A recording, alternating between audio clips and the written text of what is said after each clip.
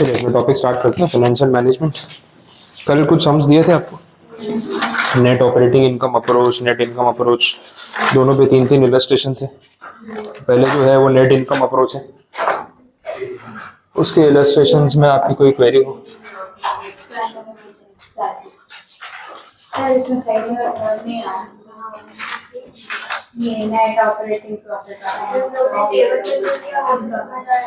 Net income वाला दोनों आ गए क्या तीनों?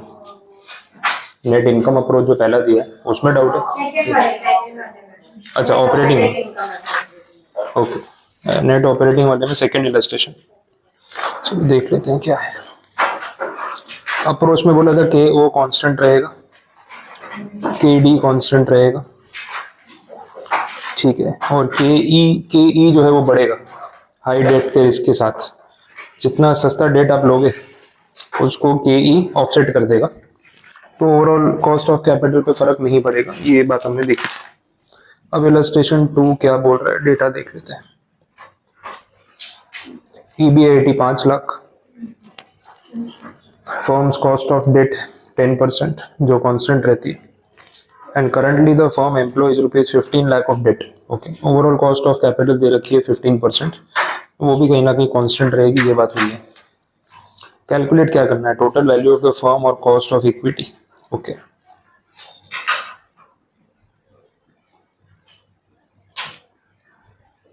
वैल्यू ऑफ द फर्म के लिए यहाँ पे हमने देखा था वो EBIT और ओवरऑल कॉस्ट ऑफ कैपिटल। इस अप्रोच में कल थियरी में मैंने आपको टिक भी करवाया था कि EBIT और overall cost of capital use होती है, तो वैल्यू ऑफ फर्म उसी बेस पे निकालनी चाहिए।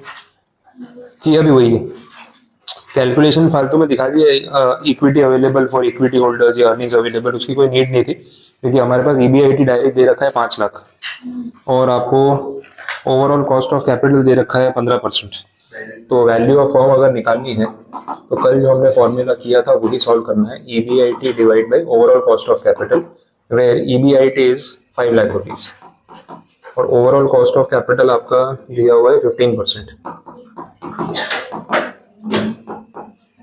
देख लो कितना आ रहा है, ये आ रहा है, तो वैल्यू ऑफ फर्म तो सही है ना। तो ऊपर वो जो उन्होंने अर्निंग्स अवेलेबल फॉर इक्विटी गिनी है उसकी जरूरत फिलहाल थी नहीं, वो नहीं भी गिनते तो चलता, गिन के यूज तो किया ही नहीं उसको और काम भी नहीं है, क्योंकि इस अप्रोच में तो EBIT के बेसिस पे वैल्यूएशन निकलती है। तो ये पार्ट तो कंप्लीट हो गया। दूसरा क्या चाहिए, कॉस्ट ऑफ इक्विटी। ठीक है, तो KE फाइंड आउट करना है। जो डेटा दिया हुआ है उस हिसाब से अपन KE कैसे निकाले वो क्वेश्चन है। देखो, जो सिचुएशन है उसके हिसाब से चलना पड़ेगा।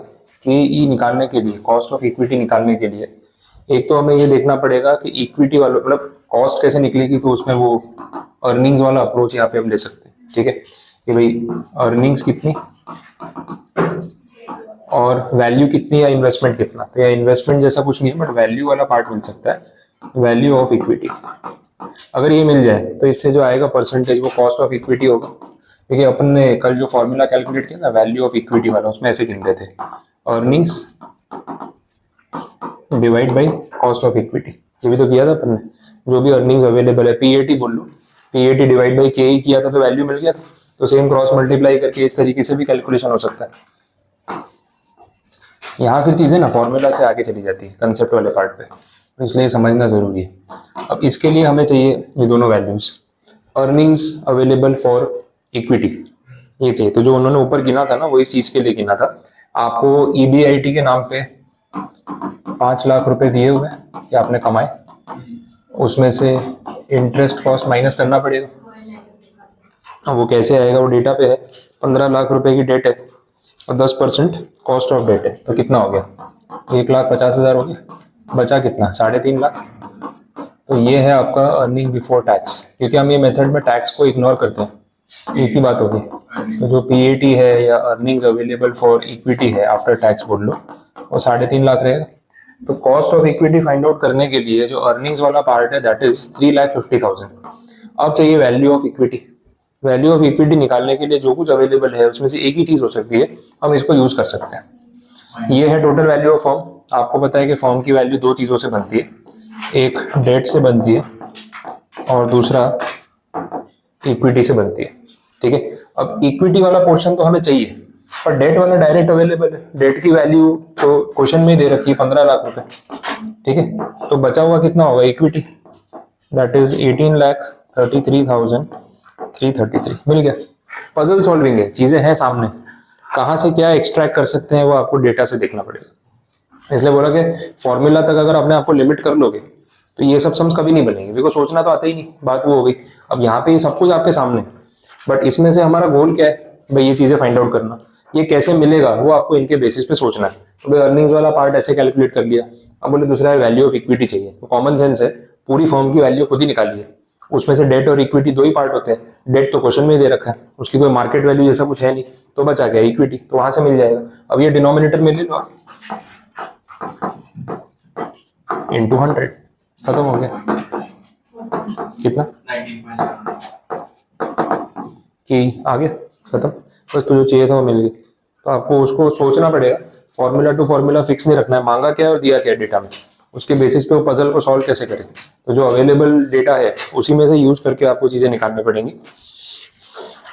और के निकालने के तो बहुत तरीके हैं, कभी डिविडेंड को बेस बना देते हैं, कभी अर्निंग को बेस बना देते हैं, कभी CAPM में RFRM यूज कर लेते हैं, बीटा यूज कर लेते हैं। तो इनमें सब कुछ ओपन है, तो अवेलेबिलिटी क्या है वो देखना पड़ेगा। Earning upon return on investment, जितना पैसा मैंने इन्वेस्ट किया उस पर जितना मेरे को रिटर्न मिला, दैट इज ऑल्सो की एक्सपेक्टेशन ऑफ द इन्वेस्टर। यहाँ पे वही किया ना, इक्विटी की वैल्यू कितनी है और इक्विटी वालों के लिए कमा के कितना दिया, वो जो रेशियो है दैट इज रिटर्न की, ठीक है, वो भी निकाल सकते हैं। बोलो और कुछ है इसमें। थर्ड वाला इलस्ट्रेशन या बाकी और कोई सम, 6 सम दिए थे आपको टोटल, उसमें से और कोई सम में कुछ बचा है, कुछ नहीं आया तो बोलो। ये पेज नंबर 588 में सेकंड इलस्ट्रेशन था, फिर टैक्स का क्यों किया, टैक्स कहाँ किया? 588 हाँ, टैक्स कहाँ माइनस किया है, ये सेकंड इलस्ट्रेशन ही बोल रही हो ना, उसका पहले वाली अप्रोच था 588। अच्छा मेरे पेज में, मेरे बुक के according statement showing value of firm, वो वाला पार्ट। नहीं ये पहली अप्रोच है। हां अच्छा पेज नंबर अलग है, ओके ओके ठीक है। मैजिक लिमिटेड वाला सम टैक्स क्यों किया है, देख लेते हैं।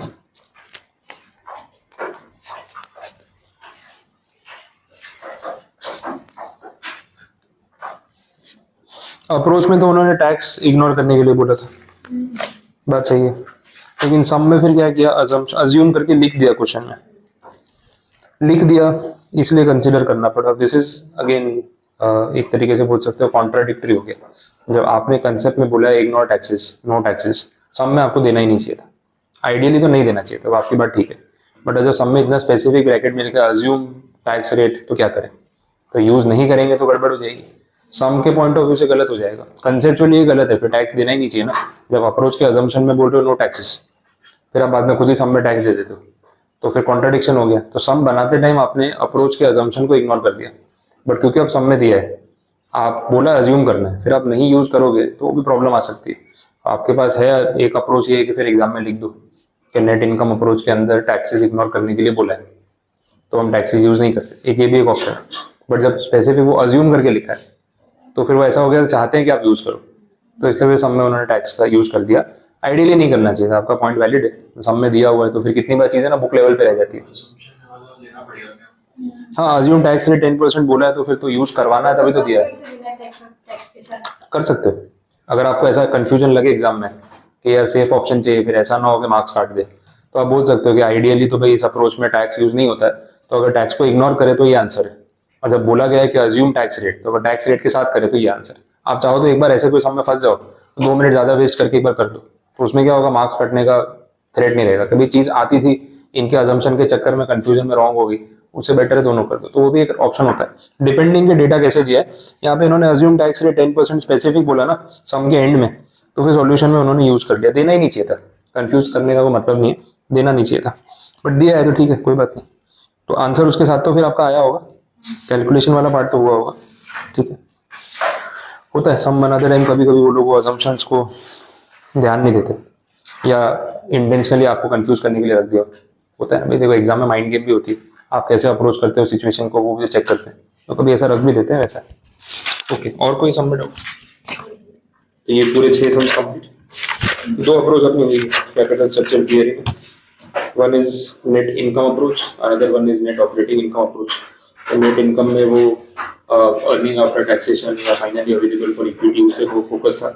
ऑपरेटिंग अप्रोच मतलब ईबीआईटी, तो ईबीआईटी पे फोकस था, ओवरऑल कॉस्ट पे फोकस था, वो हमने देखा। अब हम चल रहे हैं थर्ड अप्रोच में, दैट इज रिलेटेड, या इसका नाम है ट्रेडिशनल अप्रोच। ट्रेडिशनल अप्रोच ना ये बोल रहा है थियोरेटिकली, क्योंकि अगेन कंसेप्ट पे जाना पड़ेगा, कैलकुलेशन नहीं है इतना। ट्रेडिशनल अप्रोच ऐसा बोल रहा है ये एनआई अप्रोच और एनओआई अप्रोच जो कल अपन ने देखी, दोनों अनरियलिस्टिक तो है। टैक्सेस इग्नोर कर देते हैं, केडीपी को कांस्टेंट कर देते हैं, ऐसे सब अजम्पशंस दे रखे हैं जो रियलिस्टिक साउंड नहीं करते। क्या रियल वर्ल्ड में तो ऐसा नहीं होता, तो क्लियर दिख रहा है। ट्रेडिशनल अप्रोच इसके बीच का रास्ता निकालने की कोशिश कर रहा है। It is trying to keep the things real, क्योंकि जो उस अप्रोच में रियलिटी नहीं थी वो चीजों को यहाँ पे रियल रखने की कोशिश कर रहा है। पहला तो इसका ऑब्जेक्टिव वो है। तो आपको स्टार्टिंग में फर्स्ट पैराग्राफ में पूरी ये फिलोसॉफी मिलेगी जो मैंने आपको बोला कि भाई वो टॉपिक्स अनरियलिस्टिक है, कहीं ना कहीं चीजों को इग्नोर कर देते हैं, रियल लाइफ में ऐसा होता नहीं है। तो ट्रेडिशनल अप्रोच थोड़ा उसको चेंज करने की कोशिश कर रहा है। ट्रेडिशनल अप्रोच सेकंड और थर्ड पैराग्राफ में आप देखोगे तो ये बोल रहा है कि यहाँ पे ना उनका पॉइंट ऑफ व्यू ऐसा है कि एक राइट कॉम्बिनेशन होता है डेट और इक्विटी का, द ऑप्टिमम मिक्स, जिसकी बात अपन स्टार्टिंग में कर रहे थे। जो ऑप्टिमम मिक्स ऑब्जेक्टिव है, मैं फिक्स परसेंटेज नहीं बोल सकता कि इतना डेट ले लो, इतनी इक्विटी ले लो और काम हो गया, वैसा नहीं हो सकता। तो हर कंपनी के सिनारियो में उसका केडी क्या है, उसका केई क्या है, कितना वो डेट लेता है, कितना इक्विटी लेता है, डब्ल्यूएसीसी वेरी करेगा। तो ये रियल लाइफ में होता है। अब बात वही है, ट्रेडिशनल अप्रोच ऐसा बोल रहा है कि आप एक राइट कॉम्बिनेशन ढूंढने की कोशिश करो जहां पे आपका डब्ल्यूएसीसी मिनिमम होगा। अब जहां डब्ल्यूएसीसी मिनिमम होगा उसी पॉइंट पे फर्म की वैल्यू मैक्सिमम होगी। कॉमन सेंस है। कॉस्टिंग कम करोगे तो वैल्यू बढ़ेगी, कम से कम खर्चे में जो ज्यादा कमा के देगा उसकी वैल्यू ज्यादा, जो कमाने उतने पैसा कमाने के लिए ज्यादा खर्च करेगा उसकी वैल्यू कम, क्योंकि मार्जिन श्रिंक हो जाएंगे। तो यहाँ पे ट्रेडिशनल अप्रोच बोल रहा है कि we will try to find out a point, an optimum point, जहाँ पे केडी के और उसके वेट्स का ऐसा कॉम्बिनेशन हो which will create an optimum capital structure, कितना डेट और कितना इक्विटी उसका रेशियो, जिससे हमारी ओवरऑल कॉस्ट ऑफ कैपिटल के ओ ऑप्टिमल पॉइंट हो या मिनिमम पॉइंट हो, और उसी पॉइंट पे आप कैलकुलेट करो तो आपको फर्म की वैल्यू सबसे ज्यादा मिलेगी। ये होने वाला है। तो ये इनका मेन अप्रोच है। कंसेप्चुअली ये लोग क्या बोलना चाह रहे हैं, ये बात क्लियर। ये बात आपको सेकंड पैराग्राफ में दिख जाएगी। थर्ड पैराग्राफ में भी उन्होंने वही बोला है। तो सेकंड और थर्ड पैराग्राफ आप पढ़ के देख लो, जो मैंने अभी बोला वो स्टोरी मिलेगी इसमें। एक बार रीड कर लो, थियरी पे टैली हो जाए, फिर आगे बढ़ते हैं।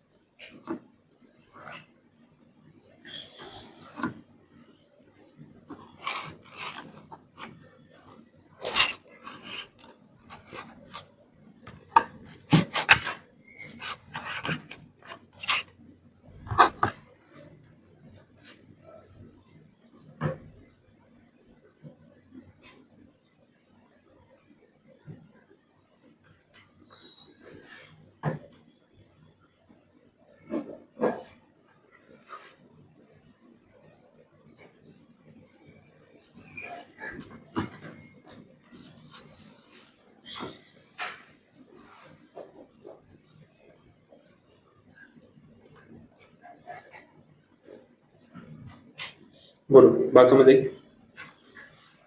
अब इस चीज के अंदर भी कुछ अजम्पशंस तो होंगे। ट्रेडिशनल अप्रोच है, ठीक है, वो एनआई और एनओआई जितना बोलते हैं ना इम्प्रैक्टिकल नहीं, अनरियलिस्टिक नहीं, बट थोड़े बहुत अजम्पशंस को लेके चलने पड़ेंगे। वो अजम्पशंस कितने रियलिस्टिक हो सकते हैं उसके ऊपर डिपेंड करेगा। वो अजम्पशंस नीचे आपको दे रखे हैं। फर्स्ट पॉइंट में उन्होंने ऐसा बोला कि अजम्पशन ये दिया जा रहा है कि केडी इनिशियली कांस्टेंट रहता है, मतलब कॉस्ट ऑफ डेट स्टार्टिंग में सेम ही रहेगा, जितना है उतना ही रहेगा, कि एक लिमिट तक अगर आप डेट ले रहे हो तो कॉस्ट ऑफ डेट नहीं बढ़ेगा, इंटरेस्ट कॉस्ट सेम रहेगा।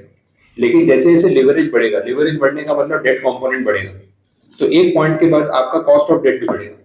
अब किसी से उधार मांग रहे हो, वैसे सोच लो भाई, आप मैंने आपसे उधार मांगा 1 लाख रुपए, 2 लाख रुपए, 5 लाख रुपए, बहुत बड़ा अमाउंट नहीं है, तो आपने एक इंटरेस्ट रेट पे दे दिया, सर ठीक है 10% इंटरेस्ट दे देना चलेगा। अब मैं बोल रहा हूँ और मुझे पैसा चाहिए, 50 लाख रुपए चाहिए, बोले सर ये तो बहुत ज्यादा रिस्की नहीं हो गया 50 लाख रुपए, 10% इंटरेस्ट पे 50 लाख के हिसाब से कम है, अब 12% लगेगा। फिर बाद में वापस आया 1 करोड़ रुपये और चाहिए इंटरेस्ट, मतलब ये तो आप अमाउंट बढ़ाते जा रहे हो, मतलब एक ही इंडिविजुअल या एक एंटिटी किसी एक पर्सन को इतना सारा डेट दे रही है तो उसका रिस्क फैक्टर तो बढ़ रहा है ना, तो फिर एक पॉइंट के बाद वो इंटरेस्ट ज्यादा मांगेगी। तो यहाँ पे ये बोला कि केडी इनिशियल बेस पे कांस्टेंट रहेगा, लेकिन जैसे जैसे फर्म का लिवरेज बढ़ेगा, लिवरेज का मतलब डेट कंपोनेंट और रिस्क कंपोनेंट बढ़ेगा, तो डेट देने वाला भी इंटरेस्ट ज्यादा मांगेगा just to secure his interest. इसमें क्या होता है ना कि भाई मेरा प्रिंसिपल बाद में डूब गया तो कम से कम ब्याज में ज्यादा जल्दी रिकवरी तो होगी, 10 के बदले 15% ब्याज मांगूंगा तो मेरी कैपिटल जल्दी वापस आएगी। बाद में कैपिटल डूबी तो लगेगा चल इंटरेस्ट के फॉर्म में तो कमा लिया, इतना तो सेव करना पड़ेगा अपने आप को। तो ये एक अजम्पशन यहाँ पे ट्रेडिशनल अप्रोच में दिया गया है जो बहुत ज्यादा अनरियलिस्टिक भी नहीं है, ऐसा हो भी सकता है और थोड़ा समझ में भी आता है। दूसरे पॉइंट में बोल रहे हैं जो कॉस्ट ऑफ इक्विटी है, expectation of the equity share holders, वो स्टार्टिंग में कांस्टेंट रहती है और बहुत ग्रेजुअली ग्रो करती है, बहुत स्लोली वो अपनी एक्सपेक्टेशन बढ़ाते हैं, एकदम एब्रप्टली ऐसा नहीं कि बहुत बढ़ गया, तो यूजुअली ऐसा होता नहीं है। लेकिन इसमें भी सेम चीज बोली कि एक ऑप्टिमम पॉइंट जब आ जाता है उसके बाद KE भी बढ़ सकता है, मतलब इन्वेस्टर्स की एक्सपेक्टेशन भी बढ़ सकती है कि यार कंपनी में रिस्क बढ़ रहा है तो हमें भी ज्यादा रिटर्न चाहिए। तो ये सब चीजें ना वेरिएबल है, ग्राफ के ऊपर फ्लेक्सिबल है, ऊपर नीचे होती रहेंगी। अब इन्हीं सब चीजों के बीच में हमें एक इफेक्टिव रेट ढूंढना है, एक ऑप्टिमल पॉइंट ढूंढना है डेट वर्सेस इक्विटी का, जहां पे हमारा WACC सबसे कम हो। ये चीज समझ वैसा। थर्ड पॉइंट भी है, as a result of the activity of the rate of interest and expected rate of return, the WACC first decreases and then increases। WACC पहले थोड़ा कम होगा फिर वापस बढ़ने लग जाएगा, क्योंकि ऑप्टिमम पॉइंट के पार जाएगा तो कहीं ना कहीं KD के कुछ बढ़ने की वजह से ओवरऑल कॉस्ट बढ़ेगा। हमने देखा एक पॉइंट तक KD के कांस्टेंट रहते हैं, एक पॉइंट के बाद बढ़ने शुरू हो जाएंगे, जब बढ़ने शुरू हो जाएंगे तो वापस वो ग्राफ ऊपर की तरफ चला जाएगा। बीच में हमें कहीं ऑप्टिमम पॉइंट ढूंढना है, और वो ऑप्टिमम पॉइंट ढूंढने के लिए देखो जो नीचे ग्राफ बनाया होगा वो अपने यहाँ बना के देख लेते हैं, ऊपर तो वहां से भी समझ आ जाएगा, बट एक बार यहाँ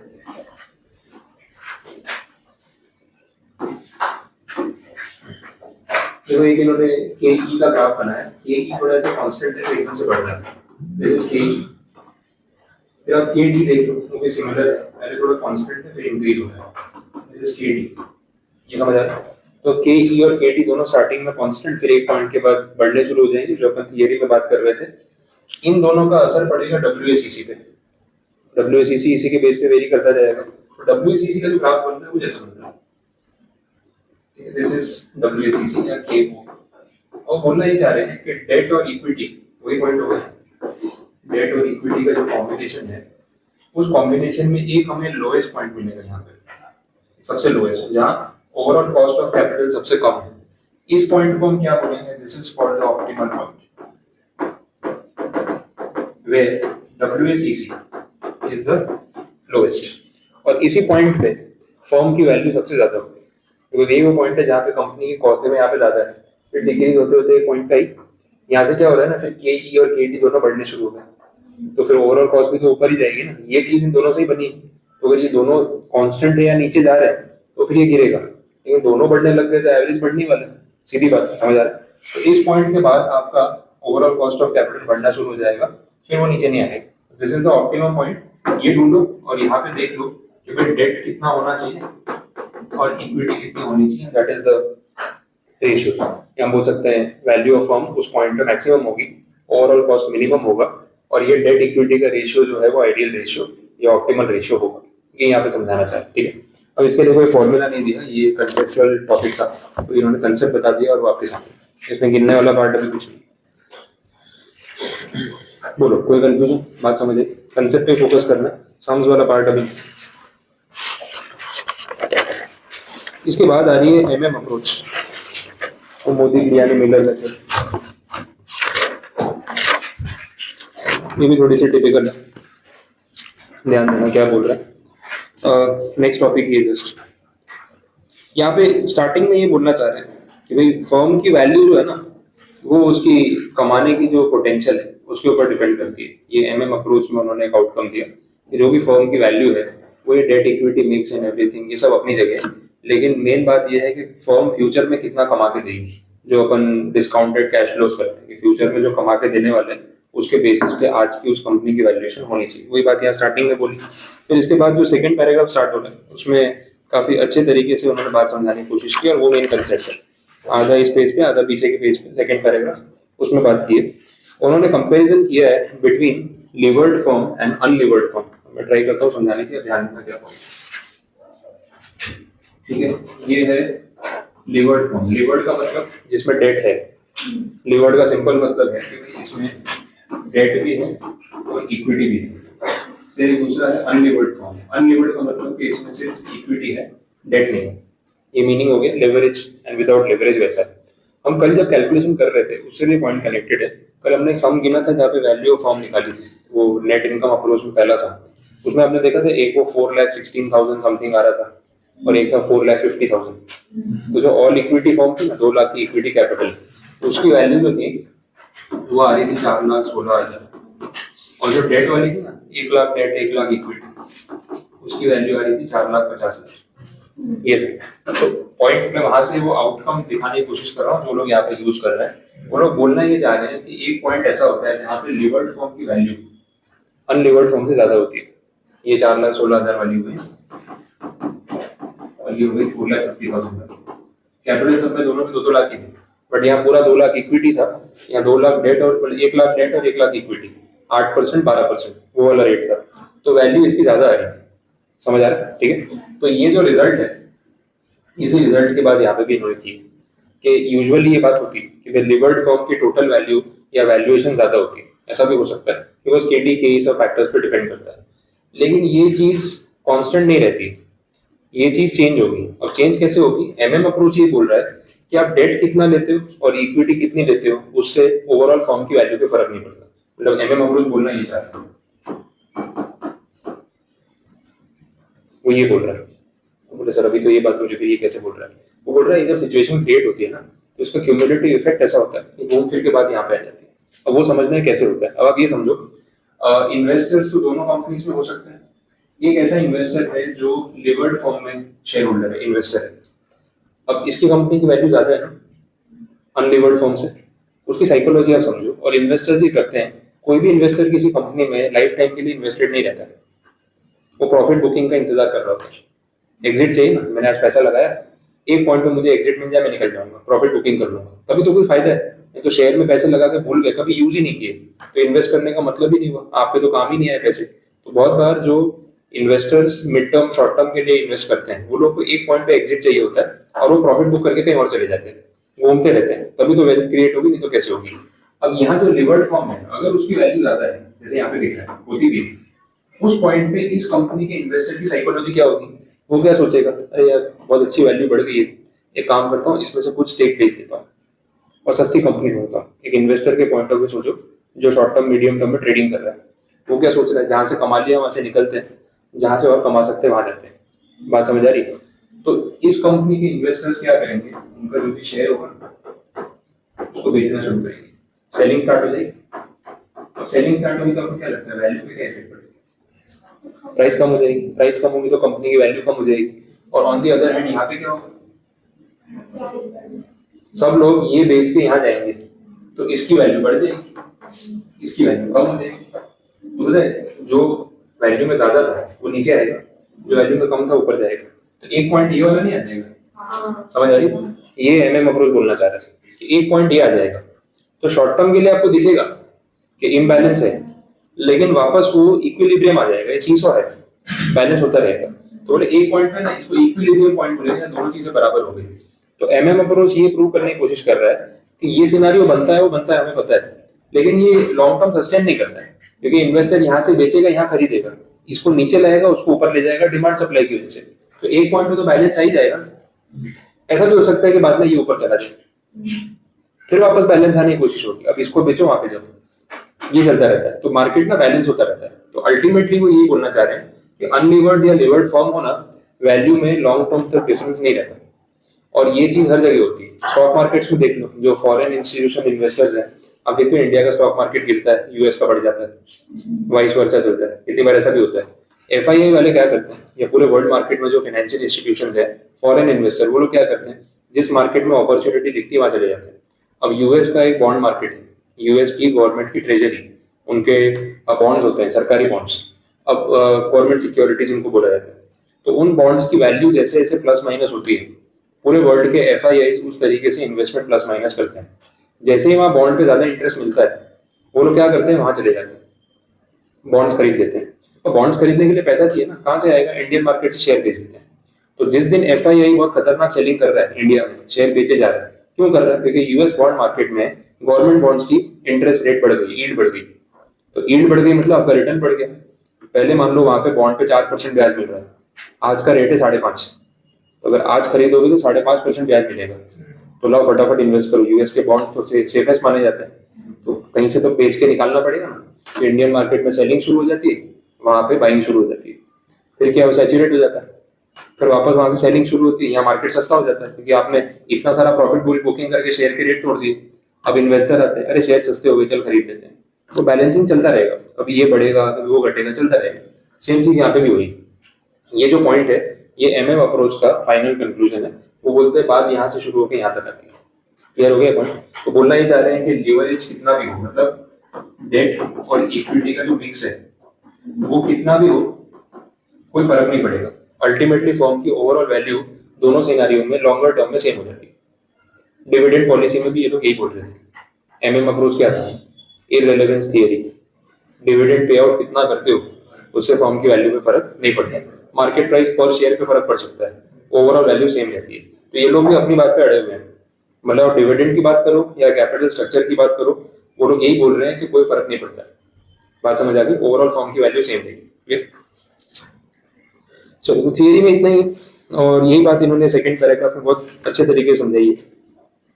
लास्ट में बोला 10 according to MM hypothesis. Conclusion ही देख लो, बाकी आपको पैराग्राफ पढ़ना है तो पढ़ सकते हो। बात यही बोली, according to MM hypothesis a firm's stock price is not related to its mix of debt and equity financing. जो मैंने आपको बोला, स्टॉक प्राइस बोलो, फर्म की वैल्यू बोलो, एट द एंड बात में जाने वाली है। बोलो, कुछ कंफ्यूजन? अब इसी चीज को नीचे इन्होंने अलग अलग प्रोपोजिशंस दे के समझाने की कोशिश की है, बट मोर और लेस बात वही रहने वाली है। तो अभी उसके अंदर जाने की जरूरत पड़ेगी तो ही अपने जाएंगे, अदरवाइज नहीं जाएंगे, क्योंकि थोड़ा फिर हैवी हो जाएगा। मेन बात आपको बता दी है। तो प्रोपोजिशंस मैंने तो देखे, लेकिन अभी मुझे वर्थ नहीं लग रहा है कि उसमें जाके और इस चीज को हैवी करें। एक बार इसको यहाँ पे रखते हैं, और क्या चीजें अभी कवर हो सकती है वो देख लेते हैं। फिर इन्होंने MM हाइपोथेसिस को क्रिटिसाइज किया है। वो पूरा टॉपिक स्किप करके आगे बढ़ोगे ना, तो MM हाइपोथेसिस को क्रिटिसाइज किया हुआ। क्रिटिसिज्म तो हर थियरी का होने वाला है, वो तो बाकी जो आगे वाले देखिए NOI और NI अप्रोच, उसमें टैक्स ही गायब कर दिया, KDK सब कांस्टेंट कर दिया, KE वालों को फर्क ही नहीं पड़ रहा, ऐसा सब होता नहीं है। तो वो क्रिटिसिज्म यहाँ पे भी होगा। तो MM अप्रोच की भी कुछ डेफिशिएंसीज है जिसके बारे में यहाँ पे बात की हुई है। ये भी अभी उतना रेलेवेंट नहीं है, तो डेप्थ में नहीं जा रहा है, लेकिन फिर कुछ चीज़ों में थोड़ा मुझे भी ब्रेक लगाना पड़ेगा, तो आपके लिए ज़्यादा भारी हो जाएगा। तो वहीं तक लेके जाऊंगा जहाँ तक जाना चाहिए, ये तो बहुत भारी हो जाएगा।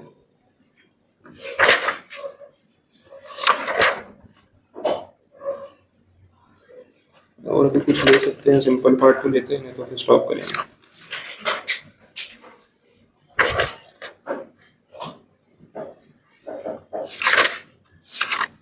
नहीं, ठीक है, मेरे हिसाब से भी इतना ही रखो, क्योंकि आगे ना EBIT EPS का एनालिसिस वाला पार्ट है, थोड़ा लंबा समझ आएगा, उसमें बहुत सारे वेरिएशन है, आराम से बताऊंगा। फिर वो EBITDA और फिर लेवरेज चैप्टर में पर्पसफुली थोड़ा स्लो चला रहा हूँ, बिकॉज कंटेंट में थोड़ा टेक्निकलिटी ज्यादा है, तो फिर कम टॉपिक्स एक दिन में पढ़ेंगे तो भी चलेगा, ऐसा कोई रश नहीं है। और एट द एंड आपके ध्यान में रहना चाहिए क्या होगा। ठीक है, इतना रखो काफी।